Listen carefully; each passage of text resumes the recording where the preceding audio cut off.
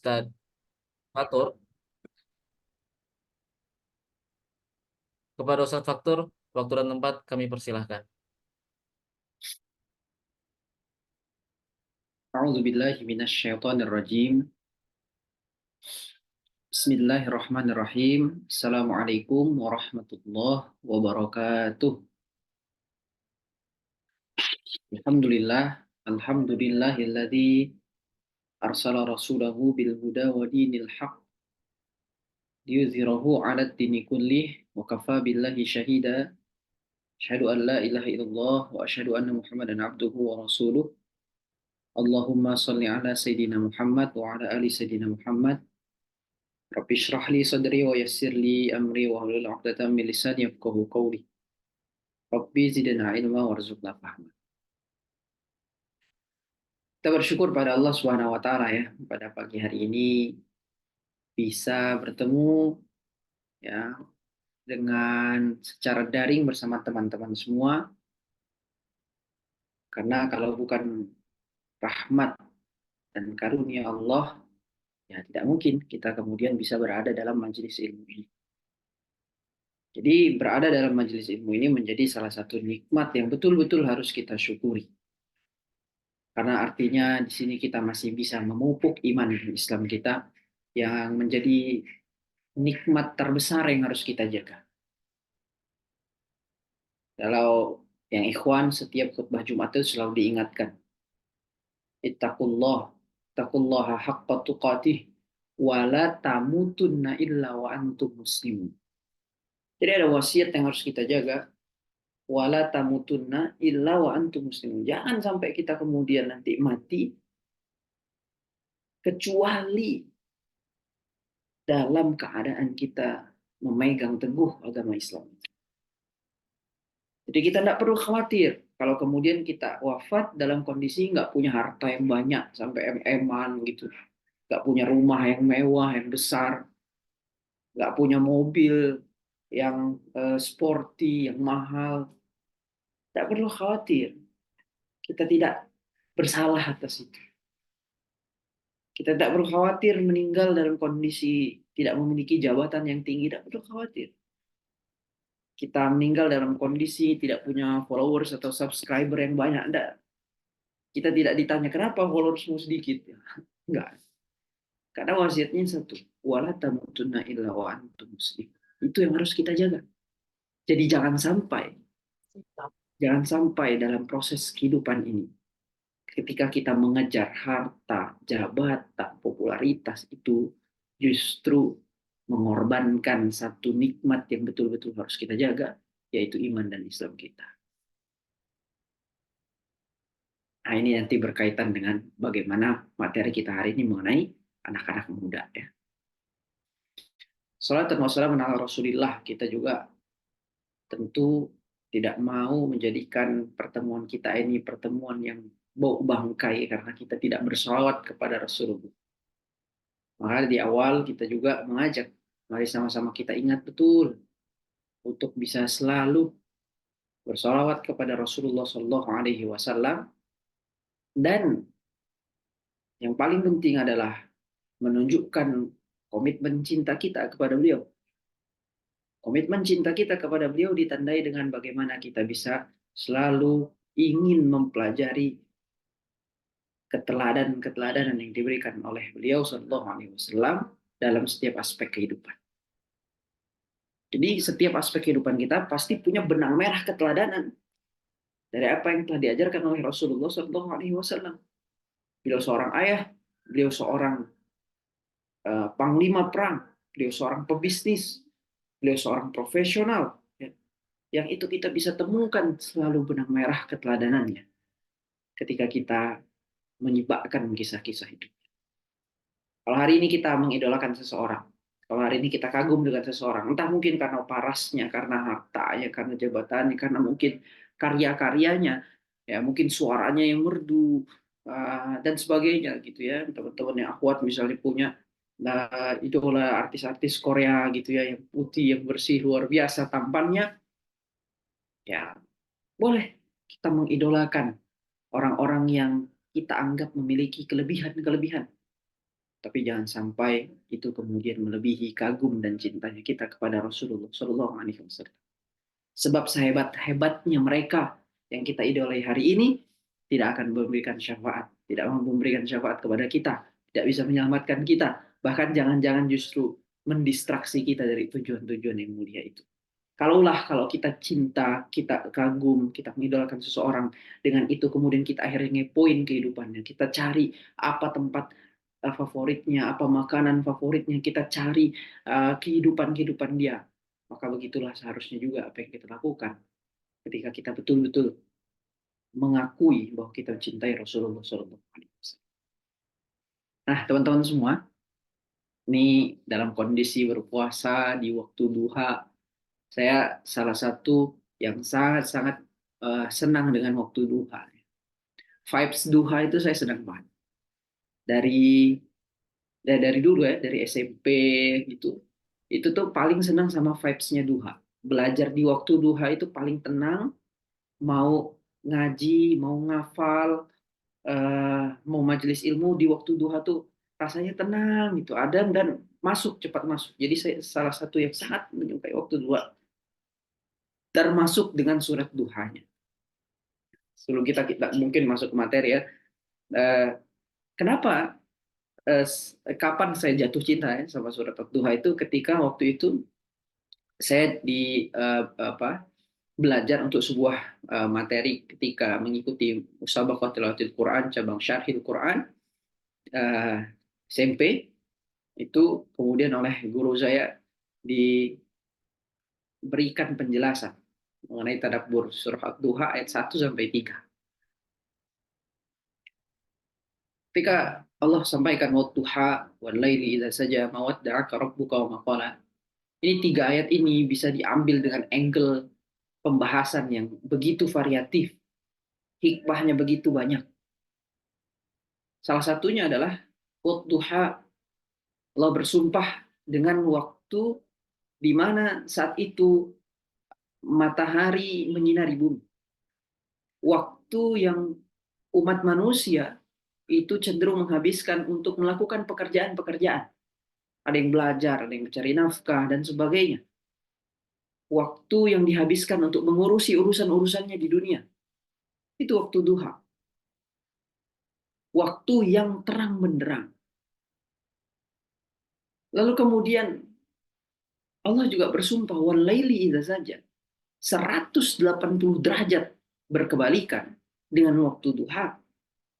Waktu malam adalah waktu di mana kondisi begitu gelap. Kalau di waktu duha matahari begitu terang, maka di waktu al-lail, bahkan al-lail wal-laili idza saja yang gelapnya begitu gelap, itu berkebalikan. Di mana saat itu kondisi begitu gelap, sunyi, dan manusia cenderung menggunakan waktu ini untuk beristirahat. Apa hikmahnya? Bahwa ternyata kehidupan kita ini ya layaknya roda yang senantiasa berputar.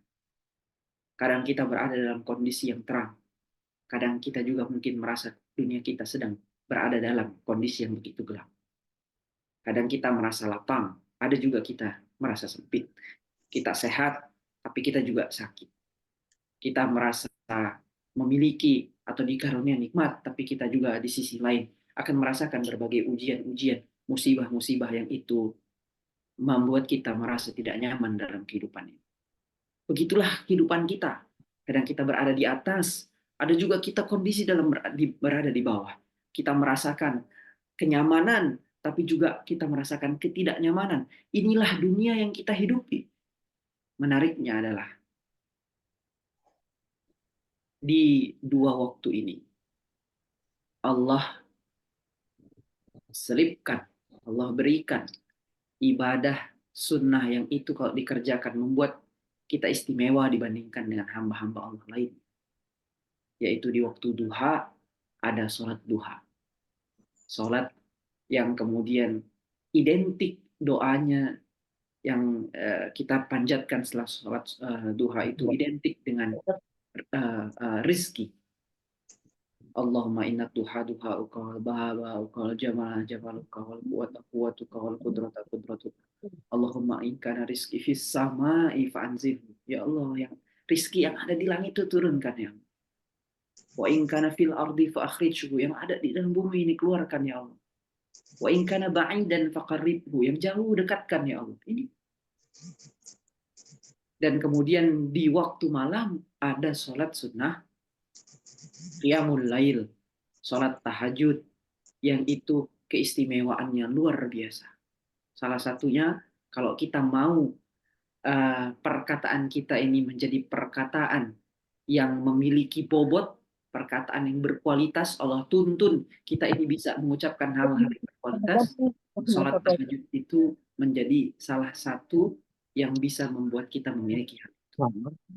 Jadi teman-teman lihat di surah Al-Muzammil, ya ayyuhal muzammil qumil laila illa qalila nisfahu aw inqus minhu qalila aw zid 'alaihi warattilil qur'ana tartila inna sanulqi 'alaika qawlan tsaqila.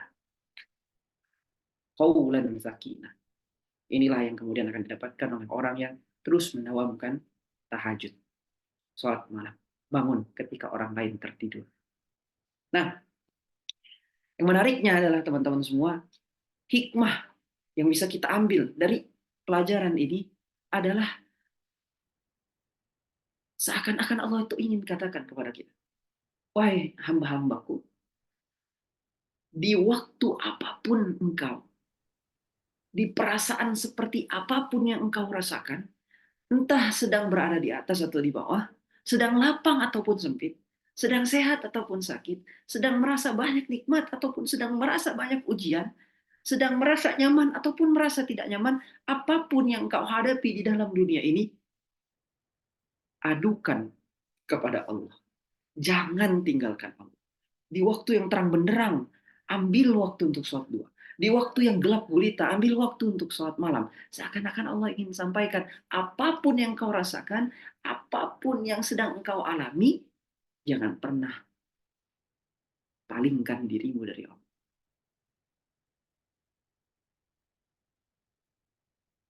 Maka kemudian di ayat berikutnya, mawadda'aka rabbuka wa ma qala. Allah tidak akan meninggalkan kita. Allah tidak akan mengecewakan kita. Itulah kenapa kemudian waktu duha ini begitu spesial. Pun turunnya surah Ad-Duha ini begitu spesial. Sebagai bentuk hiburan, sebagai bentuk jawaban dari keresahan Rasulullah SAW ketika wahyu sudah cukup lama tidak turun. Rasulullah dikatakan oleh orang-orang yang melihatnya sebagai orang yang gila dan sebagainya. Dia sudah ditinggalkan oleh Tuhannya, maka kemudian Allah jawab dengan surah Ad-Duha. Jadi teman-teman semua, ya, inilah intermezzo sedikit di awal ketika kita bicara mengenai waktu duha, waktu di mana kita berada ini, maka salah satu yang kemudian saya mengajak teman-teman semua, ya, di kondisi apapun itu kita sempatkan, mari sama-sama kita sholat duha, mengisi waktu duha dengan hal yang bermanfaat, karena insya Allah ini waktu yang memiliki kemuliaan, ini waktu yang memiliki keistimewaan, ini waktu yang menjadi kesempatan kita untuk menjadi hamba Allah yang berbeda dari hamba Allah yang lain. Bismillah, teman-teman semua. Sekarang kita membahas mengenai anak muda. Teman-teman di sini saya lihat adalah anak-anak muda nih ya. Rata-rata mungkin ada yang pelajar, ada yang mahasiswa, ataupun ada yang baru bekerja. Kami ucapkan pertama, eh, teman-teman adalah orang yang spesial. Karena di Ahad pagi ini biasanya adalah waktu yang sangat-sangat nikmat untuk rebahan. Apalagi dari Senin sampai Jumat, Senin sampai Sabtu, teman-teman sudah menggunakan banyak aktivitas yang mungkin melelahkan. Sehingga mungkin hari ini adalah waktu untuk beristirahat, untuk santai-santai, untuk leha-leha, tapi kemudian teman-teman memilih untuk menghadiri. Mudah-mudahan Allah selalu berkahi, mudah-mudahan Allah berikan keberkahan ilmu pada kehadiran teman-teman semua di sini. Host, saya minta izin untuk uh, diizinkan untuk share screen.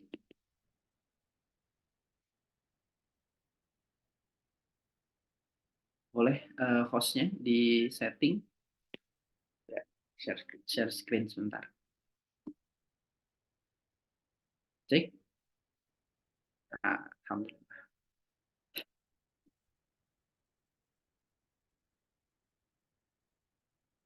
Baik teman-teman semua, materi mengenai pemuda ini menjadi satu hal yang sangat penting untuk kita pahami sebagai anak-anak muda.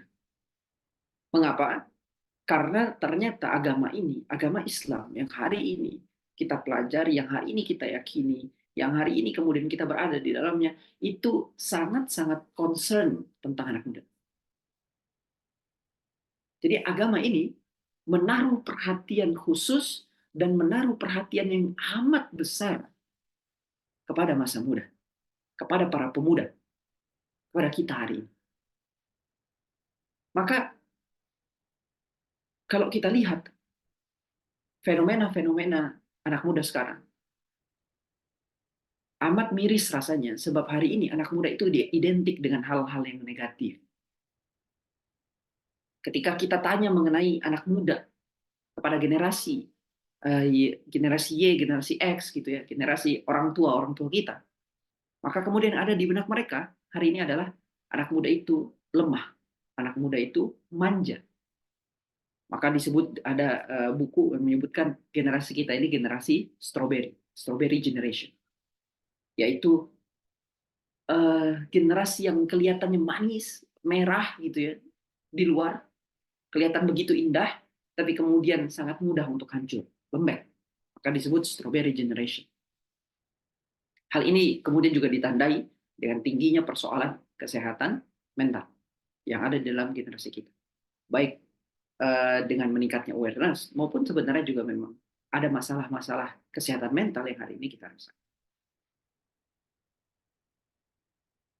Walaupun kemudian kita juga tidak memungkiri faktanya bahwa memang kalau kita search di berita, kita searching di Google gitu ya, ya kita akan melihat ketika kita mencari kata kunci anak muda, ya yang muncul adalah bagaimana kemudian fenomena-fenomena kekerasan, pelecehan, ya, kasus-kasus hukum yang itu akhirnya membuat stigma pada anak muda itu menjadi generasi yang negatif, yang kadang akhirnya tidak bisa mendapatkan kepercayaan dari generasi-generasi sebelumnya, yang kemudian membuat dia akhirnya tidak bisa berkarya dengan baik, dan kemudian diragukan kapasitasnya.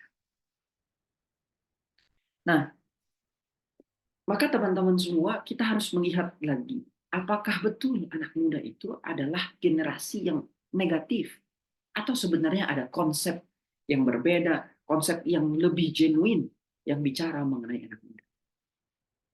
Nah, kita akan melihat konsep itu di dalam beberapa hadis, di dalam beberapa ayat Al-Quran, dengan tujuan supaya kita mengetahui bahwa inilah harapan agama ini kepada kita, anak-anak muda. Bagi kita anak muda sekarang, harusnya kita kemudian aware dengan sebuah pertanyaan. Pertanyaan itu adalah, untuk apa engkau gunakan masa muda? Pertanyaan yang harusnya selalu berada di benak kita, yang seharusnya kita tempelkan besar-besar, yang seharusnya selalu kita ingat, karena pertanyaan inilah yang akan menuntun kita pada keputusan-keputusan baik yang kita buat sehari-hari. Untuk apa engkau gunakan masa muda? Ini adalah pertanyaan yang bukan hanya ditanyakan oleh diri kita kepada diri kita. Ini pertanyaan bukan hanya ditanyakan oleh orang tua kita kepada kita. Bukan hanya ditanyakan oleh guru kita kepada kita. Ini pertanyaan yang akan ditanyakan oleh malaikat. Pertanyaan yang berasal dari Allah Subhanahu wa taala, disampaikan oleh Rasulullah dalam hadisnya. An syababihi bima abla. Itulah potongan hadis Rasulullah SAW yang mengatakan bahwasanya tidak bergeser kaki kita di hari akhir nanti, kecuali setelah kita kemudian ditanya 5 hal.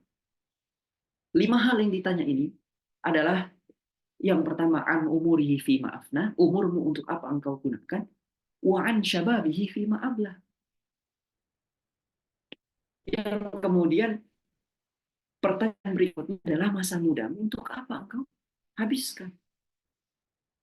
Para ahli hadis kemudian memberikan sedikit pembahasan mengenai ini. Mengenai 2 pertanyaan awal. Yaitu ketika ditanya, umurmu untuk apa engkau gunakan? Harusnya kalau kita bicara mengenai umur, maka anak muda itu masuk ke dalam kategori itu. Artinya kalau kita pikirkan lagi, tidak perlu ada pertanyaan mengenai masa muda.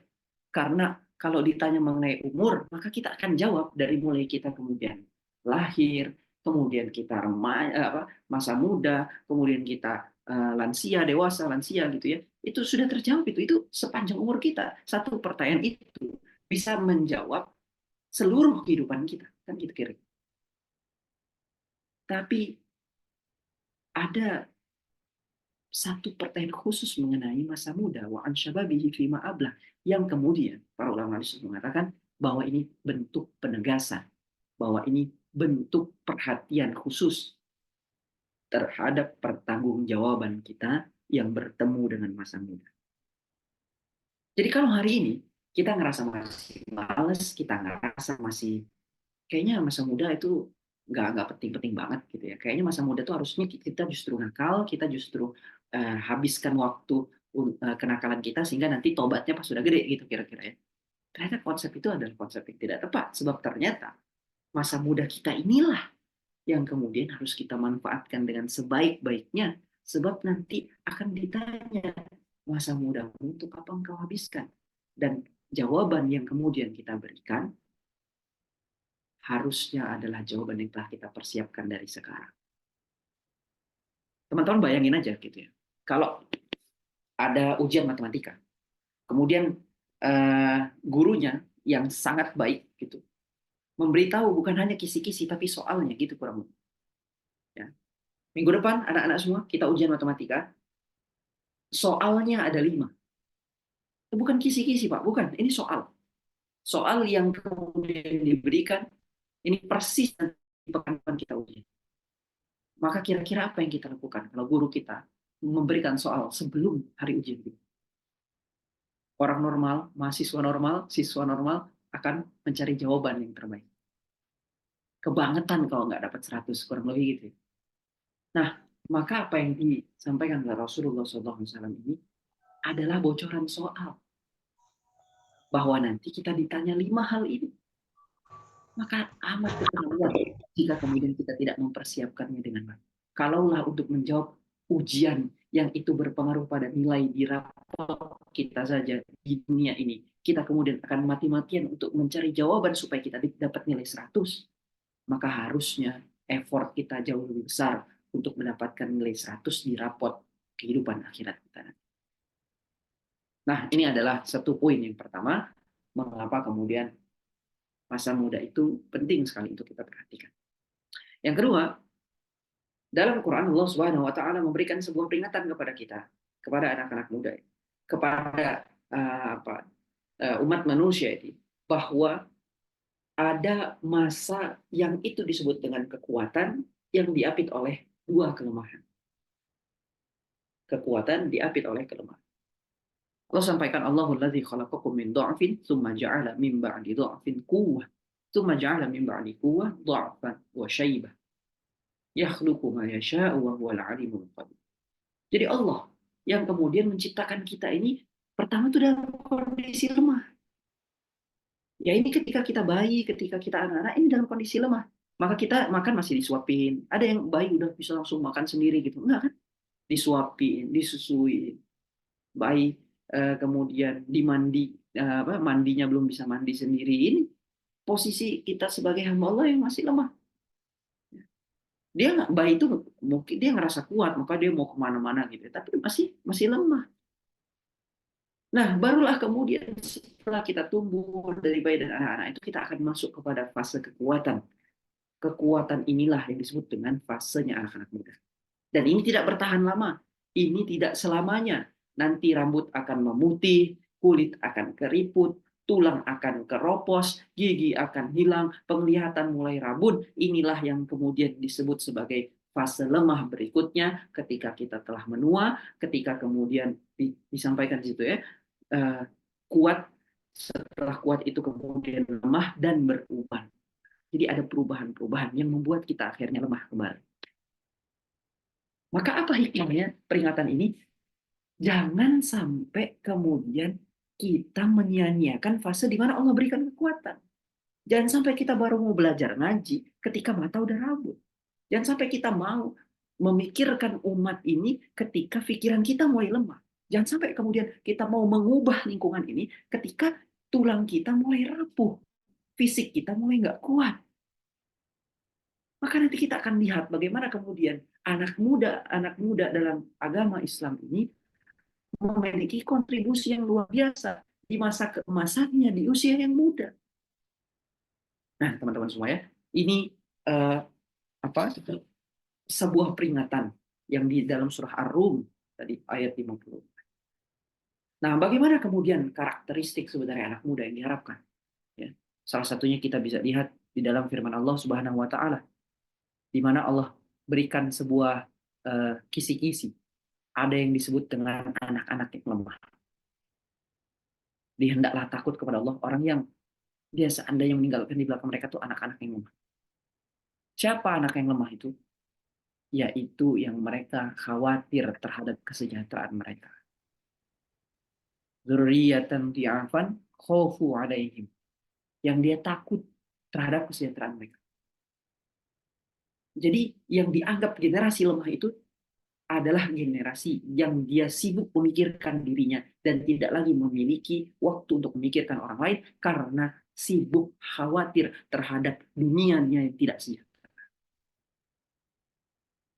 Sibuk memperkaya diri, sibuk menambah aset, harta dan sebagainya tanpa kemudian ada waktu untuk memikirkan, tanpa memberikan tenaganya untuk memikirkan, berkontribusi kepada umat.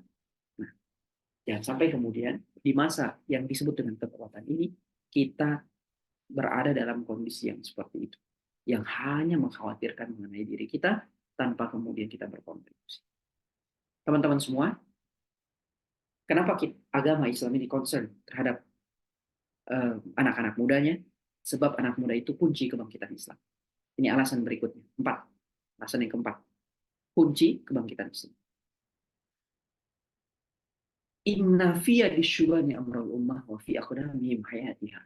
Para ulama bahwasanya di tangan pemuda lah, di pundaknya lah nasib satu bangsa itu.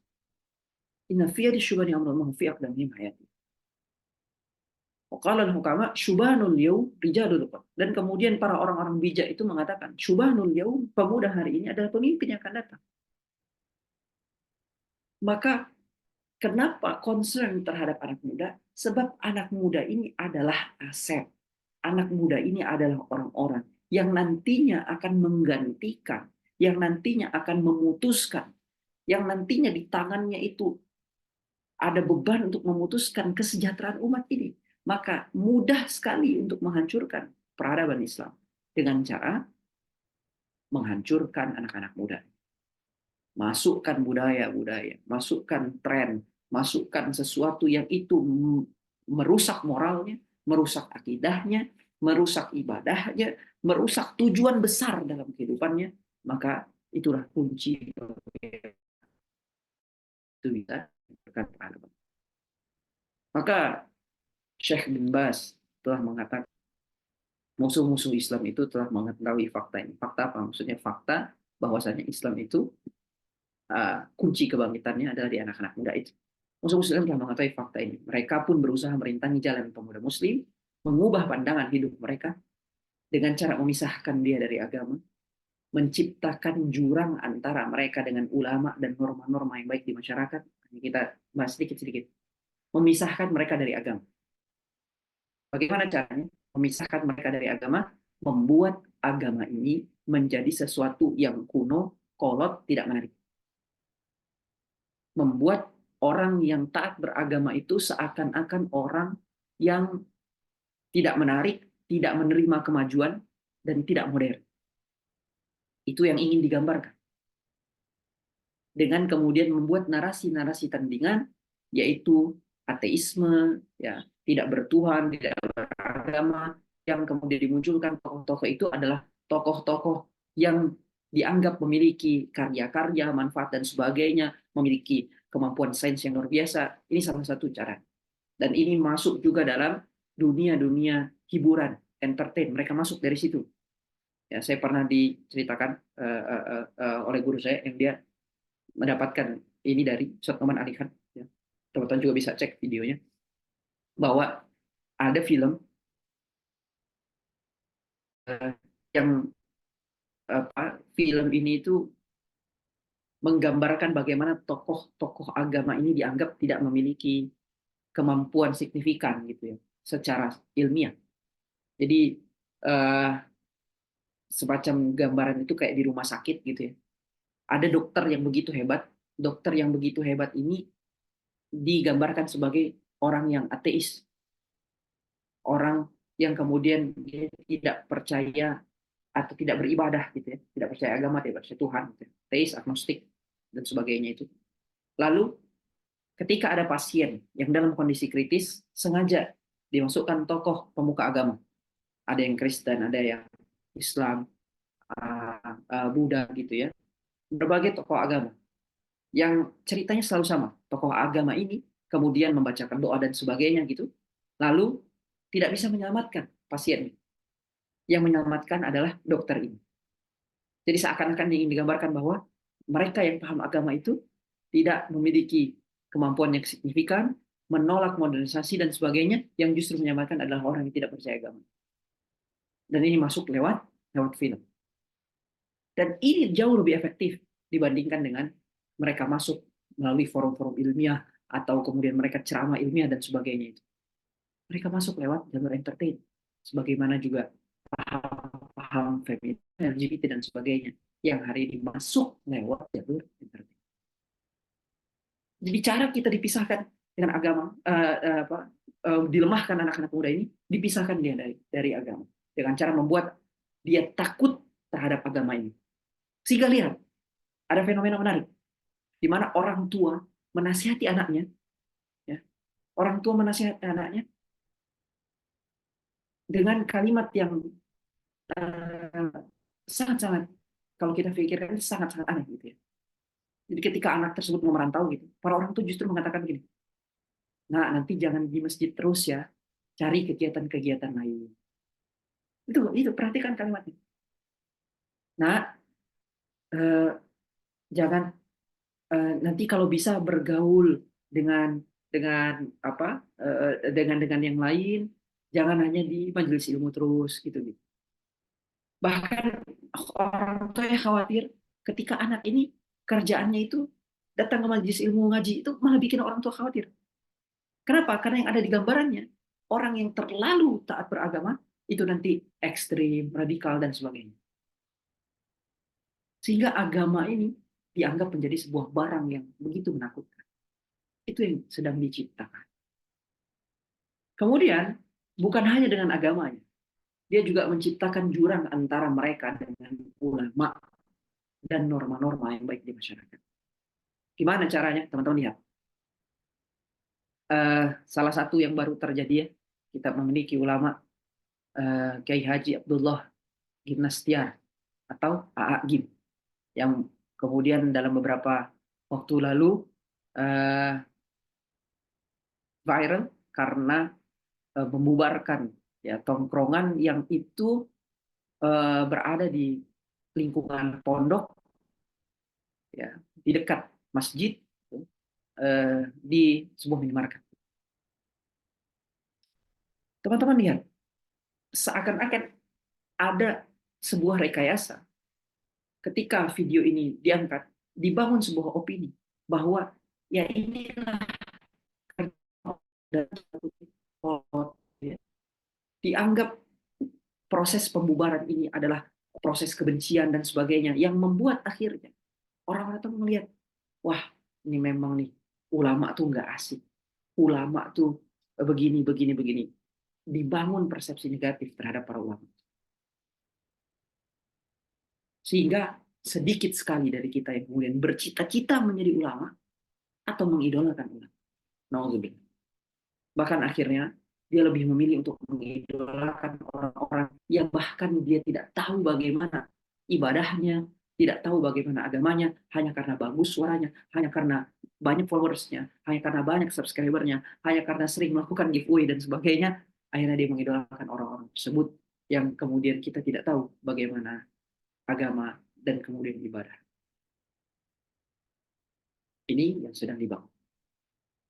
Lalu yang berikutnya, mereka memberikan label yang buruk terhadap para ulama, sehingga para pemuda menjauh, menggambarkan mereka dengan sifat dan karakter yang buruk, menjatuhkan reputasi para ulama, dan memprovokasi penguasa untuk berseberangan dengan mereka. Inilah cara-cara supaya anak-anak muda jauh dari agama ini dan jauh dari agama ini. Jauh dari agama dan para ulama. Ya, baik teman-teman semua. Sekarang mari kita melihat konsep pemuda dalam Islam yang jauh berbeda dengan Barat. Kalau hari ini kita mengatakan bahwa anak muda itu memang normalnya itu krisis jati diri. Anak muda itu normalnya memang eh, krisis kepercayaan diri. Anak muda itu memang sedang mencari eksistensi. Anak muda itu memang sedang rapuh, galau, dan sebagainya. Maka dalam Islam konsep itu jauh berbeda. Kita mulai dengan pemilihan kalimat saja. Dalam peradaban Barat, kemudian diciptakan ada fase yang disebut dengan teenager. Teenager yang itu kalau ditranslatekan di Indonesia menjadi remaja, dalam bahasa Arab itu disebut dengan murahaqah. Apa arti dari murahaqah? Ya, ini akar kata yang kemudian artinya adalah nakal, onar, tidak bisa diatur. Nah, itu murahaqah. Dan ini sejalan dengan apa yang disampaikan oleh peradaban Barat mengenai fase pubertas. Lihat, Barat itu menggambarkan anak muda ini dengan fase pubertas. Bahkan dia menisbatkan fase ini pada ciri-ciri fisik saja. Maka disebut pubertas. Kenapa? Karena puber itu dari kata apa? Pubic, rambut kemaluan. Jadi dia menisbatkan fase itu hanya dilihat dari fisik saja. Dan kalau kemudian kita buka apa yang terjadi fase pubertas, maka nanti kita akan melihat fase ini emosinya labil, ini kepercayaan diri sedang tidak baik, krisis jati diri, ya, sulit diatur, dan sebagainya. Nah, dan dunia kemudian dibuat percaya dengan itu. Kita dibuat tersihir dan kemudian dibuat percaya sehingga ketika kita sebagai anak muda hari ini merasa labil, galau dan sebagainya, kita kemudian mengatakan pada diri kita, oh ya nggak apa-apa kok kamu bersama dengan pemuda seluruh dunia lain. Kata siapa? Maka penting bagi kita untuk melihat bagaimana peradaban Islam ini memandang anak muda. Kalau tadi ada kata murahaqah, Rasulullah SAW itu lebih banyak memilih dalam hadisnya ketika menggambarkan anak muda itu dengan kata syabab, bukan murahaqah. Syabab itu ber apa namanya bermakna, ya, kata yang bermakna indah, baru, tumbuh. Jadi berbeda dengan murahaqah yang dia kemudian onar, ya penuh dengan aspek negatif. Syabab itu banyak aspek positif, indah, baru, tumbuh, seakan-akan ingin disampaikan bahwasanya anak muda itu fitrahnya itu bukan nakal, fitrahnya bukan krisis, fitrahnya bukan galau, fitrahnya bukan labil, tapi justru kuat, justru memiliki kebaruan, memiliki keyakinan yang kokoh. Dan inilah yang digambarkan dalam Al-Quran. Ini yang digambarkan dalam Quran. Nah, sekarang mari kita lihat bagaimana Quran membaca anak-anak muda. Gitu ya.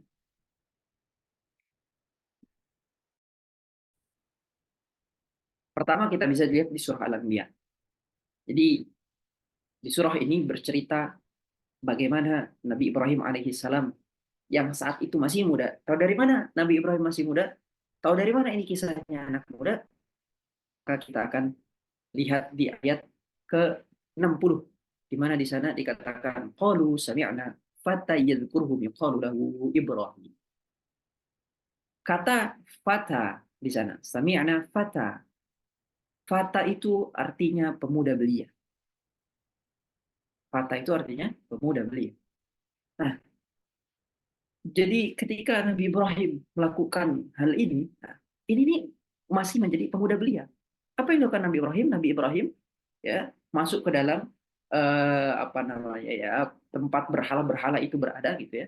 Kemudian menghancurkannya, lalu menggantungkan kapak yang paling besar itu kepada berhala yang paling besar. Menggantungkan kapak kepada berhala yang paling besar. Kan gitu kisahnya ya. Sehingga kemudian ketika orang-orang itu melihat hal yang apa yang terjadi dengan berhala-berhala mereka, ya mereka begitu marah sampai kemudian mengatakan qalu man fa'ala hadza bi alihatina innahu laminadh dhalimin. Mereka berkata, siapa yang melakukan perbuatan ini terhadap Tuhan kami? Sungguh dia ini masuknya orang yang zalim. Maka sesama mereka itu kan menjawab gitu ya. Qalu, mereka yang lainnya itu berkata, sami'na fata. Kami dengar ada seorang pemuda yadhkuruhum yuqalu lahu Ibrahim. Yang kemudian dia mencela berhala-berhala ini yang namanya adalah Ibrahim. Maka dipanggil kan. Qalu, mereka berkata lagi, fa'tu bihi ala a'yunin nasi. Kalau gitu bawa dia. Kita perlihatkan pada orang banyak agar mereka menyaksikan. Jadi Nabi Ibrahim ketika masa muda itu telah membuat satu inovasi luar biasa, satu uh, satu aksi yang luar biasa, yaitu dia meruntuhkan berhala-berhala itu. Tapi yang menarik adalah Nabi Ibrahim tidak menghancurkan semuanya. Yang menandakan bahwa Nabi Ibrahim ketika melakukan itu bukan dengan pertimbangan emosional, melainkan sebuah strategi.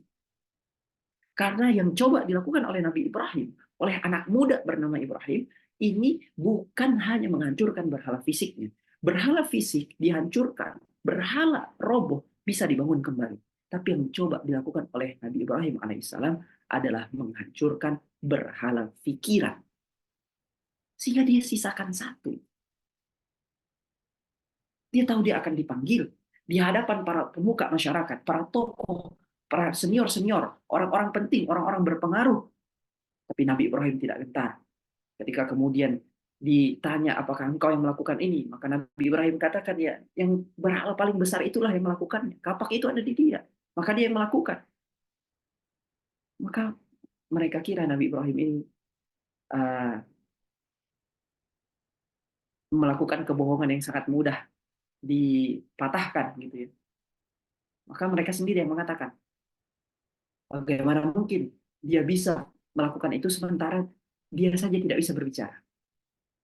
Lalu keluarlah kalimat dari Nabi Ibrahim yang ini meruntuhkan berhala pada pikiran mereka.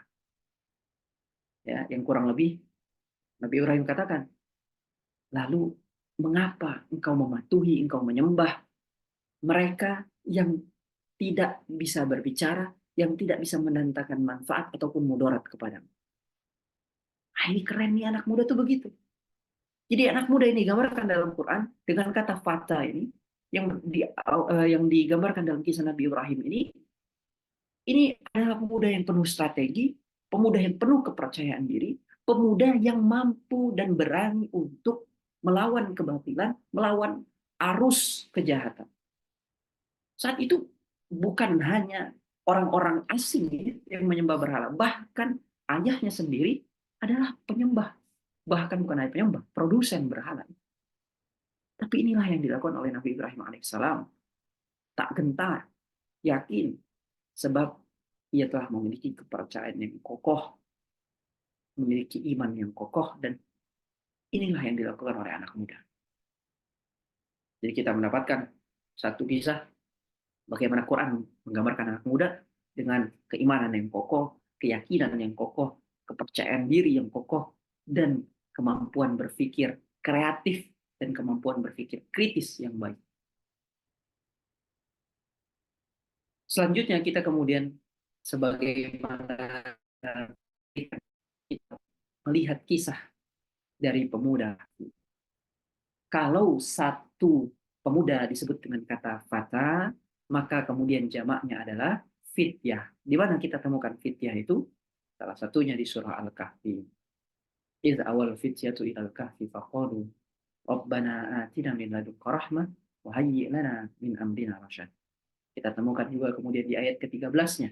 Nahnu naqussu 'alaika naba'ahum bil haqq innahum fityatun amanu bi rabbihim wa zidnahum huda wa rabatna qulubihim بهم إذ قاموا فقالوا ربنا رب السماوات والأرض لن ندعو من دونه إلها لقد قلنا إذا شططا.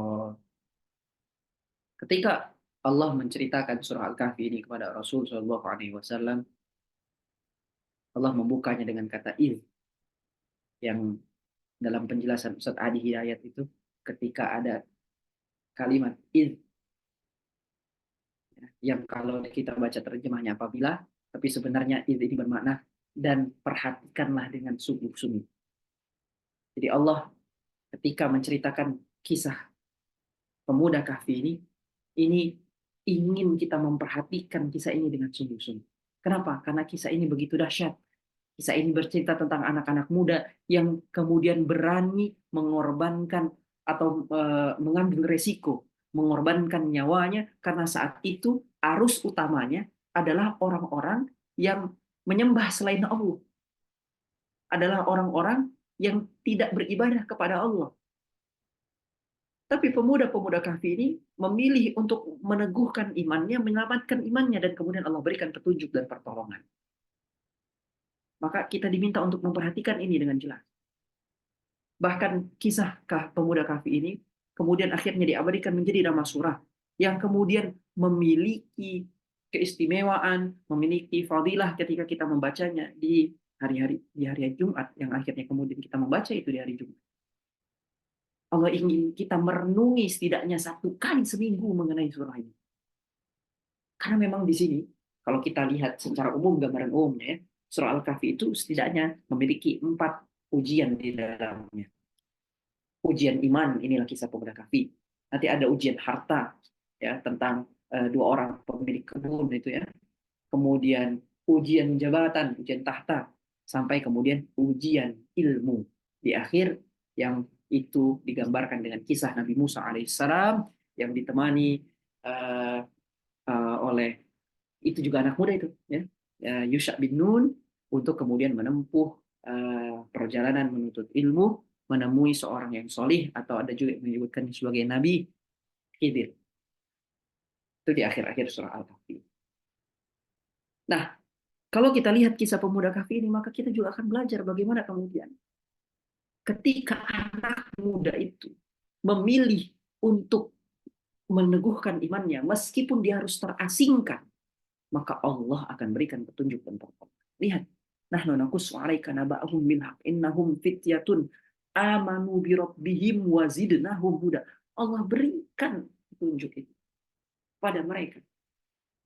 Kenapa? Karena kemudian ketika mereka berdiri itu mereka mengatakan Rabbuna Rabbus samawati wal ardh. Jadi yang membuat dia bisa tidak takut, yang membuat dia bisa akhirnya menyelamatkan iman itu, yang membuat dia memilih untuk tidak mengikuti arus yang saat itu adalah beribadah kepada selain Allah adalah karena dia memiliki keyakinan Rabbuna Rabbus samawati wal ardh.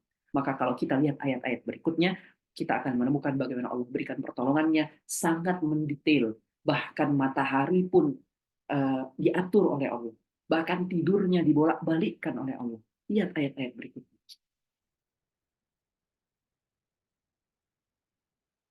Seakan-akan Allah ingin sampaikan, wahai anak-anak muda, jangan khawatir. Kalau kemudian engkau berada dalam lingkungan yang itu arus utamanya adalah hal-hal yang tidak baik, yang itu kemudian budayanya, trennya adalah yang negatif, jangan takut untuk mengasingkan dirimu. Jangan takut untuk menyelamatkan imanmu, menyelamatkan Islammu, beribadah kepada Allah, karena Allah yang akan memberikan pertolongan, dan pertolongan Allah tidak ragu, dan pertolongan Allah adalah pertolongan yang luar biasa dahsyat, bahkan sampai tidur pun pemuda-pemuda Kahfi itu diatur oleh Allah, ditolong oleh Allah. Balik kanan, balik kiri, matahari diatur. Seakan-akan Allah ingin sampaikan mudah bagi Allah untuk menolong hambanya yang beriman kepada Allah. Nah, yang ketiga yang bisa kita ambil kisah anak muda dalam Al-Quran adalah kisahnya Nabi Yusuf alaihi salam. Teman-teman semua, sebelum kita masuk ke sini, salah satu tantangan anak muda hari ini adalah persoalan cinta, persoalan lawan jenis. Ya, Kalau kita bicara mengenai korupsi, anak muda mungkin belum memiliki kesempatan itu. Kita bicara tentang maling, anak muda mungkin tidak memiliki banyak kesempatan itu. Tapi anak muda ini identik dengan gairah yang menggebu-gebu. Sehingga hari ini kalau dilihat apa dosa besar yang paling dianggap normal adalah zina. Dosa besar yang paling dianggap normal hari ini adalah zina. Ya masuk lewat jalur entertain, lewat budaya dan sebagainya, sehingga hari ini bahkan sudah menjadi sebuah hal yang begitu umum di Indonesia, yang notabene memiliki adat istiadat atau budaya ketimuran, tapi hal ini akhirnya sudah berlaku atau sudah dianggap umum. Kita bisa melihat di berbagai konten orang dengan bangga menceritakan pengalaman zinahnya. Kita lihat di sosial media orang dengan bangga berkisah ya soal zinahnya, menunjukkan itu dengan terang-terangan. Dan bahkan hari ini istilah-istilah zina itu berganti menjadi hal yang bungkusnya indah tapi dalamnya yaitu itu saja gitu kira-kira ya. Karena zina dianggap mungkin terlalu kotor, maka diganti namanya menjadi one night stand, cinta satu malam. Diganti menjadi friends with benefit, bahkan ada yang menyebutkan pertemanan dengan manfaat. Manfaat apa yang bisa didapatkan dari sebuah pertemanan seperti itu yang dia hanya saling menguntungkan dari segi seksualitas saja, naudzubillah. Ini yang kita hadapi hari ini anak-anak muda. Teman-teman harus tahu, teman-teman anak-anak muda harus mengerti bahwa inilah yang kita hadapi hari ini. Ini tantangan besar, ini tantangan yang hari ini terjadi.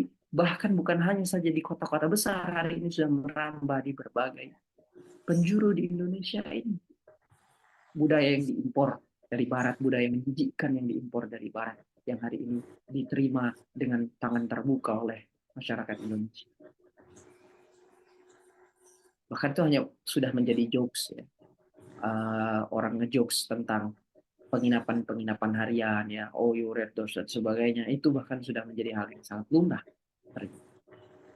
Nah, di tengah normalisasi itu, kisah Nabi Yusuf alaihissalam ini kemudian menjadi tamparan berharga buat kita. Karena ini menceritakan bagaimana Nabi Yusuf alaihissalam bisa terhindar dari satu maksiat yang itu kesempatannya berada betul-betul di depan matanya. Ya, maka dikisahkan ya di sini waqala niswatun fil madinati imra'atul aziz turawidu fataha an nafsi qad syaghafaha hubba inna lanaraha fi dhalalin mubin. Kalau kita bicara mengenai kisah Yusuf, kisah Nabi Yusuf alaihissalam ini sebenarnya teman-teman semua ini amat panjang gitu ya. Amat panjang kisah Nabi Yusuf alaihissalam ini. Lengkap di surah Yusuf ini. Dan surah Yusuf ini adalah salah satu surah yang ditujukan untuk menghibur Rasulullah SAW dan para sahabat. Karena ketika kisah ini kemudian diturunkan, ini salah satu riwayat mengatakan asbabun nuzulnya adalah ketika para sahabat itu mengatakan kepada uh, Rasulullah, ya Rasulullah seandainya engkau menceritakan kami satu kisah. Kapan para sahabat mengatakan itu? Ketika situasi ujian dakwah itu sedang berat-beratnya. Jadi kisah-kisah ini hadir untuk menghibur, untuk memberikan pelajaran. Itulah kenapa kemudian di kisah Nabi Yusuf alaihissalam inilah ya ada kalimat yang diulangi oleh Rasulullah SAW ketika Fathu Mekah. Kalimat yang juga diulangi, dicontoh ya oleh masyarakat Makkah saat itu oleh Abu Sufyan yang kemudian minta maaf sebagaimana kemudian saudara-saudara Yusuf itu menghadap kepada Nabi Yusuf alaihissalam ketika telah menjadi bendahara atau kemudian raja Mesir. Dan kalimat yang sama diucapkan oleh Rasulullah SAW ketika menerima permintaan maaf itu sebagaimana ketika Nabi Yusuf alaihissalam menerima permintaan maaf dari saudara-saudaranya mereka itu. Jadi supaya lebih kuat gitu ya kita mendapatkan vibes kisah ini, ya surah Yusuf itu lahir dari situasi itu. Lahir dari situasi di mana para sahabat itu membutuhkan kisah untuk dihibur. Karena memang begitu lengkap kisah Nabi Yusuf alaihissalam ini. Dari mulai yang masa kecil sampai kemudian yang ini, yang akan kita ambil kisahnya adalah ketika fase pemuda. Dari mana kita tahu? Waqala niswatun fil madinati imra'atul aziz turawidu fataha. lagi-lagi kita menemukan kata fata. Kata fata di sini di apa terjemahkan sebagai pelayan, pelayannya. Nah, jadi apa namanya? Kalau kita lihat perempuan-perempuan di kota itu berkata bahwa istri Al-Aziz itu menggoda dan merayu pelayannya. Pelayannya itu ya Nabi Yusuf alaihissalam itu. Fataha. Tapi kita ingat bahwasanya fata itu melambangkan bahwa dia berada di dalam fase pemuda. Jadi di dalam kisahnya surah Al-Kahfi mengenai Nabi Musa alaihissalam yang menuntut ilmu untuk bertemu dengan Khidir, itu pun ada kata fata di situ yang ditranslate sebagai pelayan. Ya. Yang sebenarnya kita bisa tahu juga bahwasanya di sana ia ditemani oleh seorang anak muda yang nantinya akan melakukan sesuatu yang saat itu tidak bisa dilakukan oleh Nabi Musa alaihissalam, tidak uh, tidak mampu dicapai oleh Nabi Musa alaihissalam, yaitu yang kemudian dilakukan oleh pelayan atau orang menemani itu, yang dia adalah anak muda yang disebut dengan Yusha bin. Nah, kita kembali lagi ke surat Yusuf. Jadi apa yang terjadi kemudian teman-teman semua? Nabi Yusuf alaihissalam ini adalah seorang nabi yang memiliki tampan yang begitu, wajah yang begitu tampan dan rupawan. Jadi bayangkan ya, majikannya, ya, istri Al-Aziz, ya, yang kemudian diberi nama Zulaikha, ya, itu sebenarnya sudah sangat menahan rasanya kepada Nabi Yusuf, sebab dia melihat orang setampan itu setiap hari. Gitu. Zulaikha itu melihat Nabi Yusuf itu setiap hari. Orang setampan itu lihat setiap hari. Kan akhirnya dia membuktikan ya, saking tampannya itu kan dia ingin mengatakan kepada perempuan-perempuan di istana itu gitu ya, bahwa wajar loh aku tergoda gitu kurang lebih ya. Dengan akhirnya diperlihatkan itu Nabi Yusuf yang membuat akhirnya para perempuan-perempuan di istana itu mengiris-iris jarinya secara perlahan dan nggak kerasa karena melihat Nabi Yusuf alaihissalam. Jadi ketampanannya itu saking tampannya itu sampai membius gitu kurang lebih. Nah, maka satu waktu akhirnya dibuatlah sebuah rekayasa, ya, singkat cerita dibuat rekayasa oleh istri Al-Aziz ini, oleh Zulaikha ini. Dia pengen menjebak atau pengen menggoda Nabi Yusuf alaihissalam. Dia menggunakan baju terbaiknya, kemudian dia masuk kepada kamarnya Nabi Yusuf alaihissalam, dikunci-kunci pintunya itu, dan kemudian dia menggoda Nabi Yusuf alaihissalam. Sampai kemudian ya dikisahkan bahwasanya sudah sangat hampir terjadi, ya, sudah sangat hampir terjadi. Ia berkeinginan kepadanya, pun Nabi Yusuf berkeinginan kepadanya. Hingga akhirnya diberikan sebuah tanda. Sebuah tanda. Ada yang mengatakan tandanya itu ada tulisan wala taqrabuz zina. Ada yang disampaikan tandanya itu muncul bayangan atau gambaran ayahnya Nabi Yusuf alaihissalam yang kemudian memberikan nasihat kepada Nabi Yusuf. Tapi ada juga yang mengatakan ketika kemudian Zulaikha itu mendekati Nabi Yusuf, maka dia membalikkan patung atau berhala kecil yang ada di kamar itu.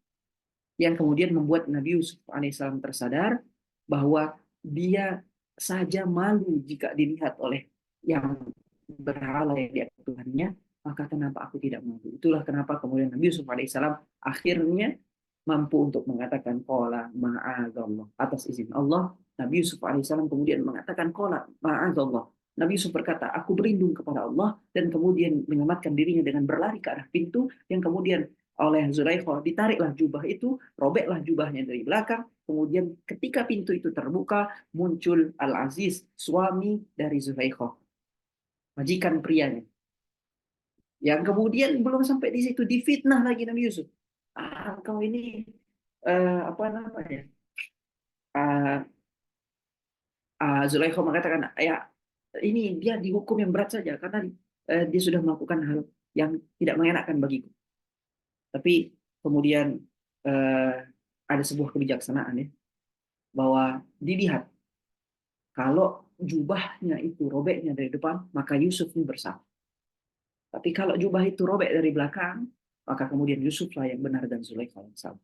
Dan terbukti bahwa jubah itu robek dari belakang karena ditarik oleh Zulaikha, yang kemudian membuat Nabi Yusuf ya telah membuktikan bahwasanya dia adalah orang yang justru ingin melarikan diri dan dia adalah orang yang justru digoda oleh istri Al-Aziz tersebut.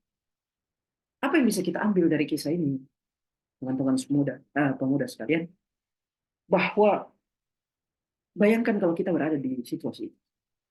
Ada seorang wanita yang speknya itu spek ratu ya, bukan spek spek biasa. Ya. Ini pemuda yang dia wanita yang dia berada dalam istana, yang juga cantik jelita, kemudian ya, dia menggoda dan telah menyerahkan dirinya, yang itu kesempatan itu begitu terbuka lebar, pintu-pintu telah dikunci bahkan ya, tidak mungkin kalau kita sampaikan mungkin tidak ada yang melihat, tapi Nabi Yusuf alaihissalam memberikan pelajaran bagi kita bahwa meskipun kesempatan maksiat itu berada di depan mata kita, meskipun maksiat itu berada di sangat dekat dengan kita, berlindunglah kepada Allah dan Allah akan memberikan pertolongan kepada kita. Nabi Yusuf alaihissalam memberikan pelajaran bagi kita bahwa meskipun di usia muda gairah begitu membuncah, ya, nafsu begitu bergejolak, tapi keimanan akan menyelamatkan kita dari hawa nafsu. Nah, rekan-rekan sekalian, inilah mungkin yang kemudian menjadi renungan bagi kita anak-anak muda, bahwa konsep pemuda itu yang diabarkan oleh Islam jauh berbeda dengan apa yang digambarkan oleh Barat. Maka kita akan melihat bagaimana kontribusi-kontribusi anak muda dalam Islam ini. Zubair bin Awam, Thalhah bin Ubaidillah, Sa'ad bin Abi Waqqas. Sa'ad bin Abi Waqqas saat itu usianya baru 17 tahun, tapi dia dikenal sebagai pemanah terbaik. Satu anak panah itu bahkan bisa menembus 3 orang. Tidak ada yang kemudian belajar panah itu selain kemudian memiliki sanad pembelajaran kepada Sa'ad bin Abi Waqqas. Sahabat yang kemudian dia mengalirkan darahnya untuk Islam. Sa'ad bin Abi Waqqas yang kemudian mempertahankan keimanannya meskipun kemudian sang ibunda itu tidak setuju dan kemudian memberikan ancaman-ancaman.